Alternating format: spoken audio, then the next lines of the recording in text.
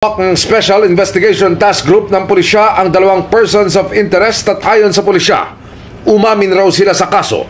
2 sa 3 suspect ay hawak na ng mga pulis na umamin na sa pagpatay nila sa babaeng turista sa Boracay. Umamin na sa ginawa nilang krimen.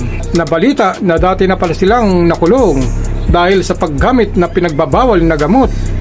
Palo sa ulo ang kinamatay ng babaeng turista at ginasa pa nila ito at sinasabi ay marahil nalulung sa droga ang mga suspect nang ginawa nila ang krimen, mga kababayan. Paiwatse po ang mga nagbabagang balita na ito. Umamin sa krimen ang 2 sa 3 persons of interest sa pagkamatay ng isang Slovak sa Boracay. Hawak na sila ng pulisya. Narito ang aking pagtutok. May saksak sa iba't ibang bahagi ng katawan at walang pang-ibabang saplot.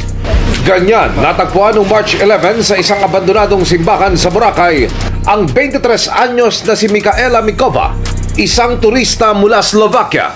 Ngayon, hawak ng Special Investigation Task Group ng pulisya ang 2 persons of interest at ayon sa pulisya, umamin raw sila sa kaso.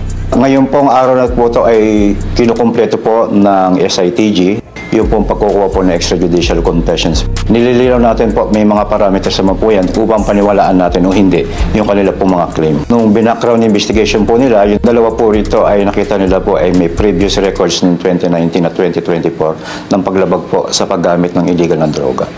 Ages po nila ay nag-range po sa 25 to 30. Batay sa forensic investigation, namatay si Michaela dahil sa palo ng isang matigas na bagay sa ulo.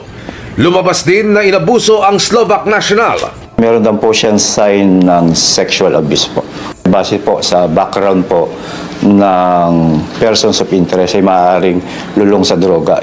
May isa pang person of interest pero wala pa raw ito sa kustodiya ng pulisya. Nakausap na rin ng SITG ang Pilipinong kaibigan ng biktima na kasama niya sa isla.